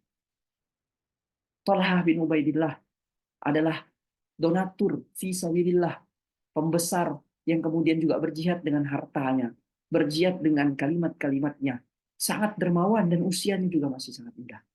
Zaid bin Thabit mendaftar jihad itu di usia 13 tahun. 13 tahun apa yang kita lakukan di usia 13 tahun, tapi lihat apa yang dilakukan oleh Zaid bin Thabit, ya, yang kemudian dia mahir dalam membaca menulis sehingga kemudian diberikan tugas oleh Rasulullah SAW untuk menuliskan wahyu, untuk menghimpun wahyu yang kemudian turun. Usamah bin Zaid ini sangat-sangat harum namanya, sebab ia juga menjadi anak dari anak angkatnya Rasulullah, yaitu Zaid bin Harithah. Zaid bin Harithah pun di usia mudanya luar biasa. Tapi Usama bin Zaid ini, masya Allah, dia menjadi panglima, ya, yang termuda dan terakhir ditunjuk oleh Rasulullah SAW. Ada juga Mus'ab bin Umair yang kemudian menjadi diplomat yang luar biasa sebelum Rasulullah hijrah ke Madinah. Telah dikondisikan Madinah itu oleh Mus'ab bin Umair yang akhirnya membuat orang-orang Madinah yang saat itu belum pernah bertemu Rasulullah, ketika Rasulullah datang disambut dengan Tora al-Badr, seakan-akan telah bertemu, berjumpa dan begitu cinta dengan Rasulullah padahal belum pernah bertemu. Kata teman-teman semua, ya, sekali lagi gambaran anak muda di dalam Al-Quran, di dalam hadis, di dalam peradaban Islam yang memberikan gambaran pada kita bahwa hari ini jangan percaya dengan konsep barat terhadap anak muda. Kita bukanlah orang yang harus melewati krisis jati diri. Kita bukanlah orang yang lemah. Kita bukanlah generasi yang haus akan validasi. Kita adalah generasi yang dituntut untuk berkontribusi, untuk menguatkan iman kita, menambah ilmu kita, menambah karya-karya kita. Karena kita lihat anak-anak muda, Sa'ad bin Abi Waqqas, Mus'ab bin Umair, Thalhah bin Ubaidillah, Usamah bin Zaid, mereka-mereka ini adalah orang-orang yang memiliki kemampuan spesifik yang diiringi dengan keyakinan yang kuat, iman yang kuat, yang membuat dia memiliki momentum kepahlawanan dalam peradaban Islam. Terakhir, ada kabar bahagia. Kita tahu bahwa memang di dalam mempertahankan iman ketika usia muda ini itu berat. Sangat berat, godaannya besar, tidak mudah, ya. untuk kemudian bisa bertahan dengan iman dan Islam di dalam usia muda ini. Maka kemudian kabar bahagianya, sebagaimana disampaikan oleh Rasulullah, ada hadiah yang luar biasa menanti kepada anak-anak muda yang tumbuh dengan ketaatan. Di mana dikatakan bahwa nanti ada hari di mana kita nggak ada lagi naungan selain naungan yang diberikan oleh Allah Subhanahu wa taala. Fi zillihi yauma la zilla illa zilluh. Siapa yang mendapatkan itu? Al-imamu al-imamul adil. Satu pemimpin yang adil. Satu dari 7 golongan itu pemimpin yang adil. Dan satu dari 7 golongan itu yang berikutnya adalah wasyabun nasya'a fi ibadati rabbi. Yang kemudian pemuda tumbuh dalam ketaatan kepada Tuhan. Jadi wajar kalau ini berat, karena hadiahnya nggak main-main. Kalau mudah, hadiahnya door prize, ya sepeda, rice cooker, nah itu mudah, ikut jalan santai. Tapi pemuda tumbuh dalam ketaatan, hadiahnya Masya Allah luar biasa, yaitu naungan di hari akhir nanti, di hari di mana tidak ada lagi naungan selain naungan yang diberikan oleh Allah Subhanahu. Ini yang dapat kami sampaikan. Terima kasih. Lebih kurang mohon maaf. Barakallahu fikum. Assalamualaikum warahmatullahi wabarakatuh. Waalaikumsalam warahmatullahi wabarakatuh. Masya Allah, jazakallah khair Ustaz Fatur yang telah menyampaikan materi yang luar biasa ya teman-teman semua. Tentu materi ini menggugah jiwa kita selaku anak muda untuk bisa mendapatkan hal yang lebih baik ke depannya. Baik teman-teman semua, eh, setelah penyampaian materi yang disampaikan oleh Ustaz Fatur tadi, kita masuk ke dalam sesi tanya jawab. Bagi teman-teman semua yang mempunyai pertanyaan, bisa silahkan raise hand tangannya terlebih dahulu, raise hand di Zoom saja, atau mungkin teman-teman juga ingin eh, menuliskan pertanyaannya lewat chat, dipersilahkan. Dan bagi teman-teman yang bertanya nanti, eh, insya Allah dari panitia akan menyediakan door prize. Nah, jadi silahkan kepada teman-teman setelah mendengarkan materi yang disampaikan oleh Mas Fatur tadi, silahkan jika ada pertanyaan disampaikan kepada Mas Fatur. Dan silahkan sebutkan nama terus asalnya terlebih dahulu. Monggo teman-teman, jika ada yang ingin bertanya,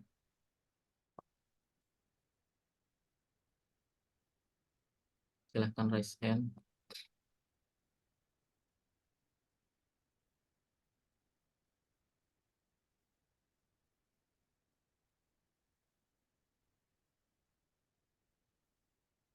Oke, silahkan. Eh, Mas Juan, Arda, Sandika, Rahmat, silahkan langsung open mic-nya.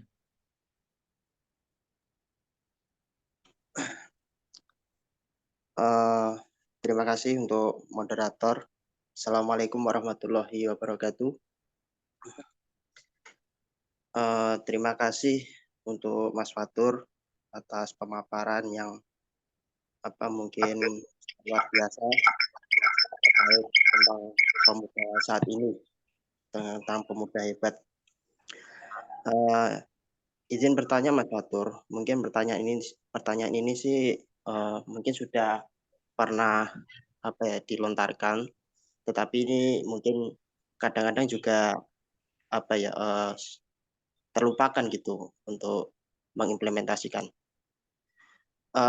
Ketika pemuda itu sering dikatakan sebagai agent of change atau agen perubahan gitu. Namun bagaimana jika kasusnya ketika ingin merubah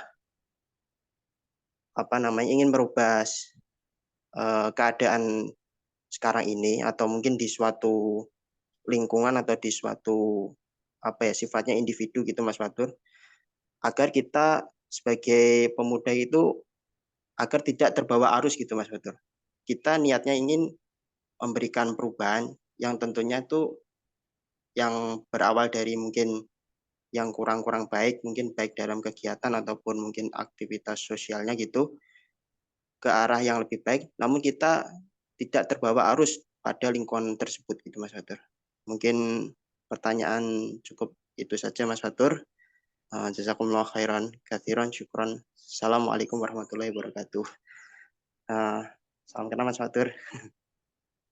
Waalaikumsalam warahmatullahi wabarakatuh. Jazakallah khair Mas Juan Arda. Ah, betul Mas Fatur, langsung dijawab aja. Ya, baik. Gimana caranya kita bisa tidak terbawa arus? Ya, kita lihat tadi Nabi Ibrahim alaihissalam itu luar biasa ya, melawan arusnya, bukan hanya melawan satu dua orang, tapi bahkan hampir seluruh masyarakat, termasuk pembesar-pembesarnya, termasuk bahkan kemudian ayahnya sendiri yang kemudian tidak berada di pihak dia, gitu ya. Atau kemudian tadi kisah pemuda Kahfi eh, yang eh, menyelamatkan diri dengan bukan bukan tentang dirinya, tapi tentang menyelamatkan imannya. Atau kita bisa melihat juga Usamah bin Zaid yang pada awalnya diragukan karena usia yang terlalu muda untuk kemudian memimpin, tapi akhirnya ternyata mengakhiri eh, karyanya itu atau eh, meninggalkan satu fenomena luar biasa ya ketika memimpin perang dengan kembali pasukan itu dalam keadaan utuh dan harta rampasan perang yang paling banyak dibandingkan dengan perang-perang yang lainnya. Nah, jadi kita belajar bahwasanya untuk bisa tidak terbawa arus itu harus memiliki prinsip yang kuat, yang kokoh di dalam diri kita. Kita ingin mengubah, kita ingin mempengaruhi, itu berawal dari prinsip yang kokoh yang sudah kita terapkan pada diri kita. Itu satu. Jadi secara internal kita memang harus kokoh. Bagaimana kemudian jika kita merasa eh, internal kita belum terlalu kokoh, masih harus dikuatkan, maka kemudian kita harus memiliki lingkungan yang mampu menguatkan kita. Jangan sendirian dalam dakwah ini. Jangan sendirian untuk mengubah itu. Ya. Kalau kemudian kita tidak mampu untuk mengajak 100 orang sekaligus, maka kita ajak satu dua orang terdekat yang nanti dengan orang yang sudah kita ajak itu kita bisa mengajak lebih luas lagi, mengajak lebih luas lagi. Jadi ini adalah proses yang bertahap. Yang ketiga, sesuaikan dengan kemampuan diri kita. Jangan kemudian memaksakan diri kita untuk misalnya gini ya, wah kita baru belajar dalam dakwah, langsung kita mau dakwah ke klub malam, kita mau dakwah ke yang apa namanya forum-forum ateis misalnya gitu. Ya harus disesuaikan dengan kemampuan kita gitu ya. Kalau kemampuan kita ya kita baru belajar, kita kemudian apa namanya ya baru mengikuti majelis-majelis ilmu, kemudian kita ingin berdakwah, maka kita mulai dari yang terdekat dulu, dari teman kita, ajak sholat, itu adalah dakwah yang bisa kita lakukan. Jadi dakwah ini bukan hanya tentang hal-hal besar dan langsung apa sekarang itu istilahnya login gitu ya. Nah ini bukan hanya tentang membuat orang login atau bahkan membuat acara login gitu ya. Bukan, dakwah itu bukan tentang acara, bukan hanya tentang serta merta apa namanya memaksa orang misalnya untuk login, enggak. Dakwah itu mengajak dengan hikmah, dengan ilmu gitu ya. Ada prinsip-prinsipnya yang kemudian harus dilalui. Nah, dengan kita belajar mengenai dakwah inilah, insya Allah kita juga memiliki prinsip-prinsip yang kokoh dalam berdakwah. Jadi pertama, kuatkan internalnya. Yang kedua, kuatkan lingkungannya. Ajak orang-orang terdekat terlebih dahulu. Yang ketiga, mempelajari mengenai dakwah itu sendiri. Ya, bagaimana strategi-strateginya. Ya. Nah, terakhir yang keempat, kita harus tahu batasan terhadap diri kita. Salah satu prinsip yang kemudian kita pegang itu kita membatasi atau kita memiliki rambu-rambu pada diri kita. Kapan ini sudah kuning, kapan itu merah. Misalnya kita dakwah, kita masuk kepada satu lingkungan yang kemudian karena kita ada di situ ternyata kita jadi malu untuk ngaji, kita jadi malah justru ikut kebiasaan mereka. Nah, ini udah lampu kuning misalnya. Nah, hati-hati nih. Jangan-jangan kita bukan mempengaruhi tapi kita dipengaruhi gitu ya. Lampu merah misalnya kita akhirnya sudah meninggalkan apa kebiasaan-kebiasaan baik kita, menggantinya dengan kebiasaan buruk itu. Sudah, lampu merah, ini waktunya kita cut, ini waktunya kita untuk kemudian menjauh dulu, untuk kemudian memperkuat lagi diri kita. Nah, jadi inilah yang mungkin bisa menjadi jawaban ya. bahwa yang paling penting dakwah itu bukan dilakukan sendiri. Dakwah itu adalah amal jama'i. Dia kewajiban yang melekat pada kita secara individu, tapi disarankan untuk kita lakukannya secara berjamaah, secara bersama-sama. Maka langkah awal adalah, yuk kita cari lingkungan yang baik, cari lingkungan yang mampu untuk mensupport kita dalam dakwah, karena jangan sampai kita kemudian menjadi pemuda yang diare. Pemuda diare itu maksudnya apa? Yang dia tuh lemes, yang nggak punya semangat. Kenapa? Karena yang keluar lebih banyak dari yang masuk. Kan orang diare gitu ya, yang keluar lebih banyak daripada yang masuk. Nah, ini juga yang terjadi kalau kita mau mengubah orang, jangan sampai kita sibuk mengubah orang, tapi kita lupa untuk mengubah diri kita, memperkaya diri kita. Ya. Kita menyebarkan ilmu, tapi kita nggak mengilmui diri kita.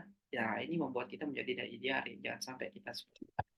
Jadi yang terakhir, yang kelima adalah senantiasa untuk menambah nutrisi yang dibutuhkan untuk diri kita, terutama nutrisi hati dan nutrisi ilmu. Nutrisi bagi pikiran kita dan nutrisi bagi hati kita. Mudah-mudahan bisa menjawab ya pertanyaan dari Yusuf. Wallahu a'lam bishawab. Baik, jazakallah khair, Mas Fatur. Semoga menjawab ya Mas Johan dan jawaban dari Mas Fatur tadi. Ya, syukuran kasiran Mas Fatur. Sukses selalu untuk karirnya baru sebagai dokter gigi. Amin, Allahumma amin. Jazakumullah khairan. Semoga bisa berjumpa lagi. Baik, untuk selanjutnya pertanyaan dari teman-teman. Jika lo masih ada, waktunya masih ada sekitar 10 menitan. Jadi teman-teman yang ada kegelisahan atau ada keresahan, monggo silahkan ditanyakan. Mumpung ada Ustadz Fatur di sini, siapa tahu memberikan jawaban yang menjawab hati teman-teman semua. Ya, mungkin satu lagi ya, kalau masih ada. Siap? Satu lagi teman-teman. Kalau tidak Masih ada, ada. tidak usah dipaksa ya. Kalau tidak ada, mungkin Kalau sudah ada, sudah. MC saja yang bertanya. Boleh Ya, lewat chat? Boleh, boleh. boleh lewat chat. Silakan, Mbak. Lewat chat langsung dikirim aja. Nanti bisa kami bacakan ke forum. Ya, jadi teman-teman yang sudah bertanya nanti, monggo kan sudah ada grupnya, silahkan laporan ke panitia. Insya Allah nanti mungkin ada door prize dari panitia. Dan em, ini ya, tadi Afwan, saya lupa menyampaikan judul atau tema pada pagi hari ini, yaitu Pemuda Hebat, Studi Kasus Pemuda Al-Kahfi, Keteguhan, dan lain-lain. Oke, sembari kita menunggu pertanyaan selanjutnya, teman-teman juga nanti boleh mendokumentasikan kegiatan kita ya, pada pagi hari ini. Terus juga mungkin bisa di-share ke manapun itu, mungkin ke status WA ataupun ke status Instagram. Dan juga setelah melakukan itu silahkan tandai Cendekia Muda Indonesia di Instagram. Sebarkan seluas-luasnya agar dakwah kita semakin meluas. Jadi kita bisa sebarkan kebaikan bersama-sama.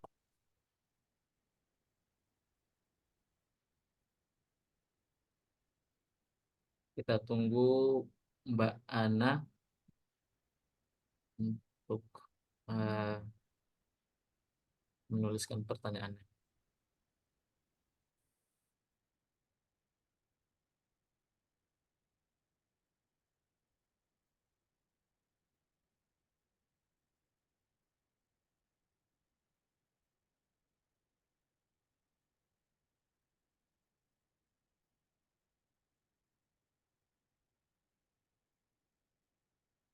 Alhamdulillah sudah ada nih pertanyaannya, Ustaz Fathur. Izin saya bacain ya. Bagaimana cara mengingatkan teman yang pada dia sangat paham pacaran adalah dosa besar, tetapi dia sendiri masih melakukan itu. Bahkan orang tuanya mendukung. Mendukung orang mendukung pacaran berarti maksudnya. Seperti itu. Jadi bagaimana cara mengingatkannya, Ustaz Fathur? Eh, Oke, Bismillah ya. Memang salah satu yang paling sulit diingatkannya adalah persoalan eh, rokok satu, dua pacaran. Jadi menasehati orang yang kecanduan dan orang yang jatuh cinta itu memang adalah yang sangat-sangat berat. Ya. Tapi begini, yang pertama tugas kita memang hanya menyampaikan dan mengingatkan. Ya. Memang itu tugas kita. Jadi kewajiban kita itu sampai di situ. Soal hidayah, soal perubahan itu tuh sudah hak prerogatifnya Allah. Jadi ini juga kita perlu memahami ya bahwa jangan kecil hati kalau kita sudah sampaikan, tapi dia tidak juga berubah, tapi dia juga tidak mengikuti nasihatnya. Ya, karena itu hak prerogatifnya Allah. Dalam kisah-kisah dakwah Nabi, baik itu Nabi Muhammad SAW ataupun kemudian Nabi dan Rasul sebelumnya, itu banyak dikisahkan bahwa ada orang-orang bahkan yang terdekat dengan mereka pun tidak mengikuti nasihatnya. Contohnya Nabi Nuh alaihissalam. Dakwahnya 1000 tahun kurang 50 tahun. Berarti 950 tahun. Panjang waktunya, panjang. Tapi kemudian sampai akhir hayatnya, sampai akhir dari dakwah itu, ketika dibuat bahtera ya untuk menyelamatkan dari air bah yang luar biasa, itu kan sampai di akhir Nabi Nuh alaihissalam tuh masih mengajak anaknya yang bernama Kan'an untuk ikut, melambangkan betapa Nabi Nuh alaihissalam masih mencintai anaknya. Jadi anaknya, alhamdulillah, anaknya itu tidak mengikuti apa yang disampaikan oleh Nabi Nuh. Ya. Padahal lama dakwahnya 950 tahun, tapi anaknya kemudian tidak mengikuti sampai akhir ayatnya, sampai akhir episode itu Nabi Nuh alaihissalam mengajak Kan'an, tapi Kan'an memilih untuk kemudian tidak naik ke dalam bahtera itu. Apakah kemudian Allah katakan, wah Nabi Nuh gagal nih dakwahnya, wah Nabi Nuh nggak bisa nih, bahkan keluarganya aja nggak bisa diajak misalnya. Ternyata bukan itu kan. Bahkan Nabi Nuh alaihissalam menjadi satu dari 5 Nabi dan Rasul yang mendapatkan predikat ulul azmi, ya, yang memang mendapatkan yang dia punya kesabaran yang luar biasa, punya kemuliaan yang luar biasa. Jadi perubahan itu hak prerogatifnya Allah, mengingatkan itu kewajibannya kita. Nah, baru sekarang kita masuk. Gimana cara mengingatkannya? Yang pertama, sampaikan dengan apa namanya? Menyentuh hatinya. Jadi cara kita menyampaikan itu dua ya. Sentuh rasionalnya, sentuh emosionalnya. Sentuh rasional tuh kayak apa? Ya sentuh logikanya. Contoh yang menyentuh logika tuh gini. Kamu tuh pacaran tuh ngapain sih? Habis berapa duit buat nonton, buat ini gini gini. Wah, udah habis sekian. Tuh kalau itu dijadiin apa? Kamu tabung atau kamu beliin yang lain, itu jauh lebih bermanfaat loh. Atau itu habis sekian, habis banyak gitu ya. Mau neraktir pacarnya misalnya. Ya, belum tentu nikahnya sama dia. Itu kan jadi investasi bodong. Nah, itu tuh bentuk bentuk apa ya, nasihat-nasihat yang coba masuk ke dalam logikanya gitu. Bahwa pacaran tuh jadi nggak rasional gitu. Apalagi kebiasaan-kebiasaan dalam pacarannya itu ya, yang harus kemudian misalnya rela menjemput ini. Kamu tuh capek-capek untuk orang yang belum tentu nanti berakhir sama kamu tuh untuk apa? Gitu. Nah, atau kemudian ya tadi sentuh emosionalnya. Sentuh emosional dengan apa? Dengan cara kita menyampaikan ayat-ayat atau kemudian dalil-dalil yang itu isinya adalah reward bagi orang yang taat, ataupun kemudian juga ancaman bagi mereka yang bermaksiat, ya, dengan ya dengan lemah lembut sampaikan saja begitu ya. Nah, yang ketiga, menyampaikan itu memang juga butuh timing, butuh waktu yang pas. Kalau kemudian kita itu langsung menyampaikannya to the point gitu ya, jangan-jangan kita malah dijauhin. Maka yang mungkin bisa kita lakukan itu kita jadi teman dulu sampai dekat, sampai dia tuh jadi teman bercerita gitu ya. sampai kita itu benar-benar dekat dan kita itu jadi orang yang sudah bisa dipercayai, maka baru sampaikan nasihatnya. Jadi salah satu nasihat untuk menyampaikan nasihat itu kan adalah dapatkan kepercayaan baru berikan nasihat. Buat diri kita itu adalah orang yang dipercayai. Bukan orang yang kemudian datang tanpa tahu kondisi dia. Pelajari situasinya. Oh, kenapa dia uh, memiliki apa apa namanya uh, keinginan untuk pacaran. Oh, ternyata dia itu misalnya dalam keluarganya dia uh, tidak terlalu diberikan kasih sayang yang cukup misalnya. Oh, atau dia ternyata butuh motivasi belajar. Oh, dia ternyata ini. Kita bisa menggali itu. Kenapa sih? Gitu. Kenapa sih? Baru kemudian kita bisa masukkan nasihat itu. Jadi strategi yang keempat adalah dengan bertanya, apa namanya, menggali alasan-alasannya, kemudian baru diberikan nasihat. Nah, mungkin itu yang bisa jadi jawaban ya untuk menasihati kawan kita. Karena begini juga ya, untuk mendapatkan kepercayaan dalam menasihati itu tidak mudah. Uh, karena mungkin dia juga tahu kebiasaannya kita, jadi kayak kita siapa tiba-tiba mau nasihatin itu kan gitu. Nah, mudah-mudahan dengan kita pelan-pelan menggunakan itu, ya tadi kita yang penting tunaikan kewajiban kita, urusan bagaimana hidayah dan perubahan itu adalah hak prerogatifnya. Ya, mudah-mudahan bisa menjawab. Wah, ini jadi banyak nih ya. Baik, saya langsung saja secara singkat. Pertanyaan berikutnya dari Nisa, kisah terlalu laki-laki. Bagaimana batasan berani dalam Islam menebar kemanfaatan di masyarakat? Baik. Nah, kalau ini ada pembahasan sendiri ya, teman-teman nanti bisa mempelajari juga mengenai fikih-fikih peran-peran dari muslimah. Tapi kalau disampaikan apakah muslimah itu tidak memiliki peran, tentu tidak betul. Muslimah perannya begitu besar. Salah satunya nanti teman-teman bisa uh, lihat bagaimana kisahnya ibunda Sayyidah iya Aisyah radhiyallahu anha, itu bagaimana peran beliau baik dalam kesehatan, baik dalam support dakwahnya Nabi SAW itu begitu besar. Ya. Bahkan sebenarnya di dalam Al-Quran yang ketika kita bicara mengenai ayatnya anak muda tadi, ada satu juga yang bicara mengenai apa namanya peran dari muslimah, ya, peran dari perempuan. Kalau misalnya kita bisa lihat itu ada di saudarinya Musa alaihissalam di surah Toha ayat yang ke-38 sampai 40 ya.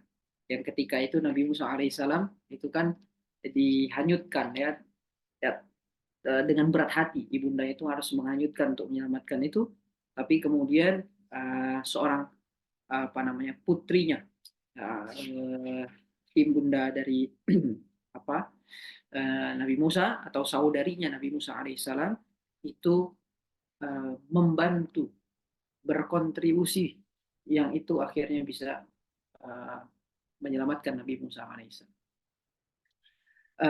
Banyak lagi kisah-kisah muslimahnya, tapi kalau ditanya persoalan batasannya mungkin tidak bisa kami jawab secara detail di sini. Yang jelas batasan itu batasan yang paling paling penting ya adalah teman-teman melihat kewajiban-kewajiban apa yang harus dilakukan dan hal-hal apa saja yang kemudian tidak boleh atau menjadi kehati-hatian. Apa yang menjadi auratnya, bagaimana melindungi auratnya, gitu ya. Tentu dalam hal ini juga ada banyak perbedaan-perbedaan pendapat. Silakan teman-teman ambil yang satu hal yang paling teman-teman yakini untuk kemudian diamalkan.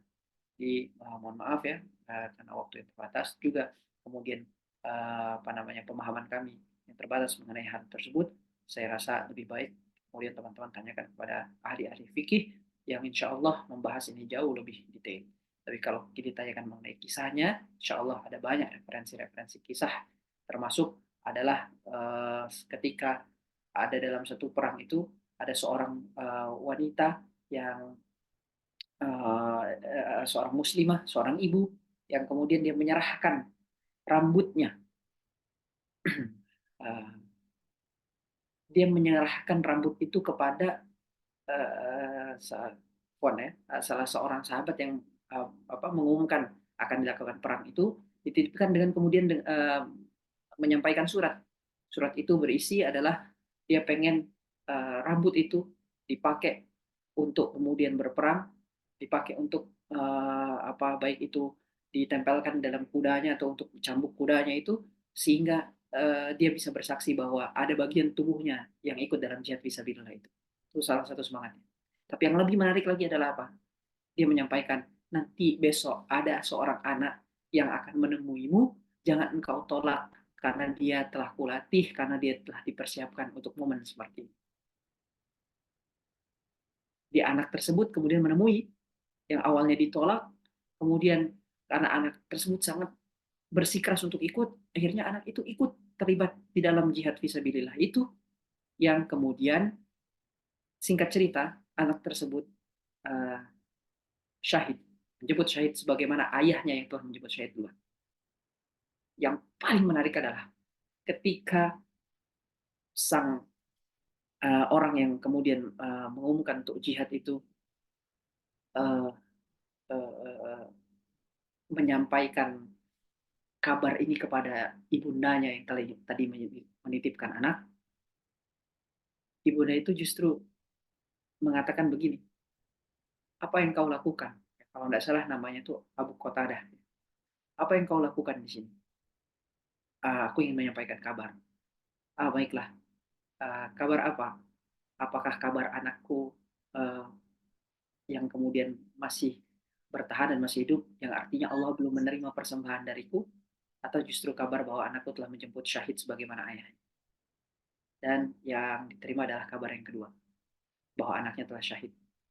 Dan Masya Allah, di sana justru sang ibunda begitu merasa haru bersebab anaknya telah menjemput syahid sebagaimana ayahnya, sebagaimana juga saudara-saudaranya.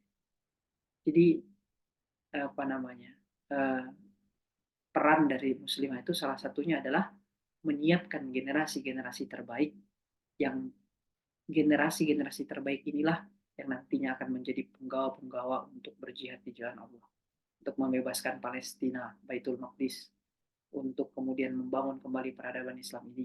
Itu lahir dari rahim muslimah yang kemudian menjadi madrasah awal, madrasah pertama dari calon-calon mujahid-mujahid. Mungkin itu. Dan terakhir ada dari Kitab Widya ya. Bagaimana kalimat yang sebaiknya disampaikan kepada teman yang tidak mau sholat?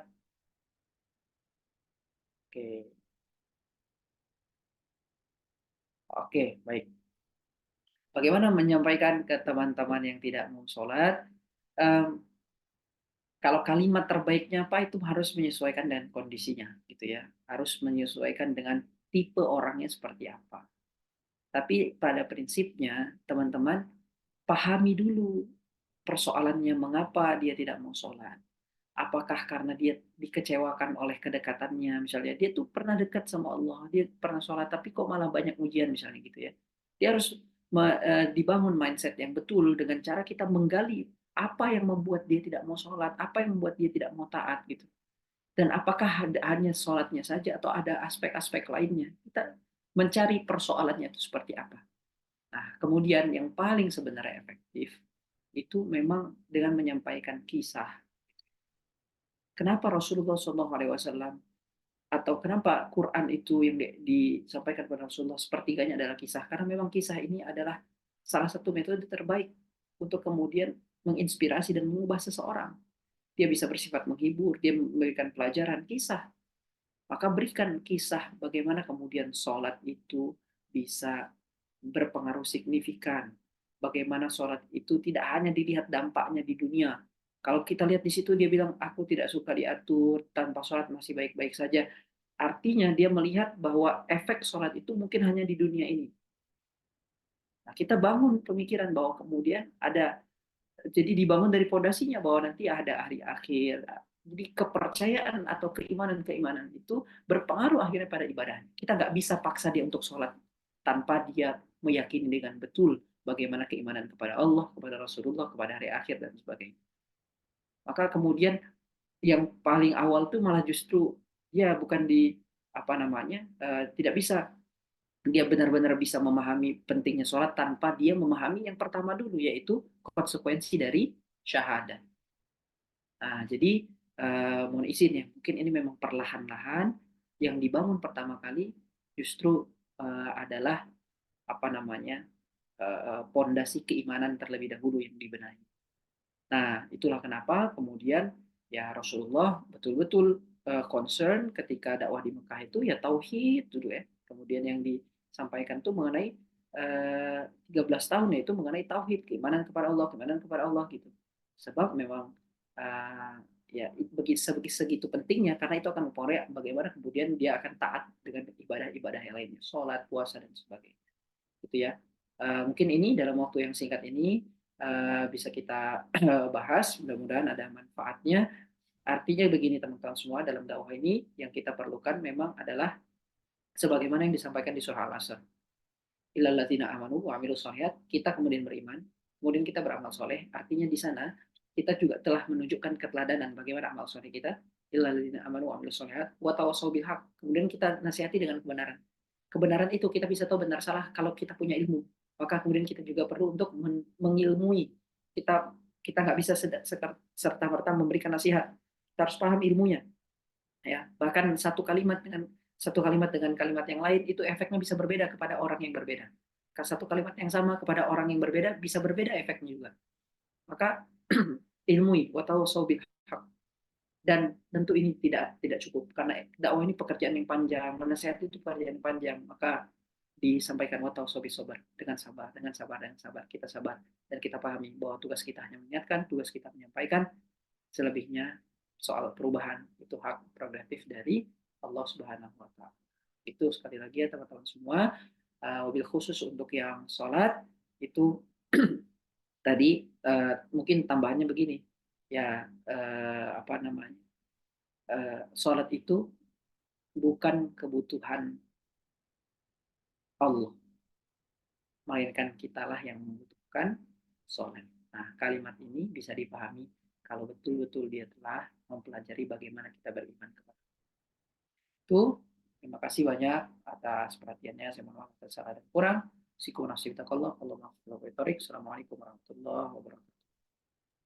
Waalaikumsalam warahmatullahi wabarakatuh. Insya Allah, terima kasih Mas Fatur atas jawaban-jawaban yang telah diberikan kepada kita semua, kepada kami semua. Akan pertanyaan lebih kuota yang tadi. Tapi nggak masalah.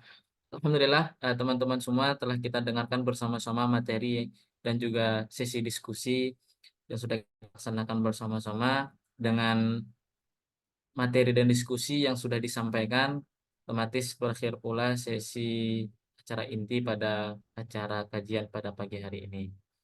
Selanjutnya, kita masuk ke sesi dokumentasi terlebih dahulu. Teman-teman semua yang ingin on cam, dipersilahkan untuk on cam, kita foto nanti setelah panitia untuk mencoba mendokumentasikannya. Di sini ada 3 slide. Ayo teman-teman, bagi yang mau mengaktifkan kameranya, silahkan kita pose layaknya pemuda. Silakan, ya ditunggu sampai 10.59 ya teman-teman yang mau mengaktifkan kamera. Jadi kalau masih ada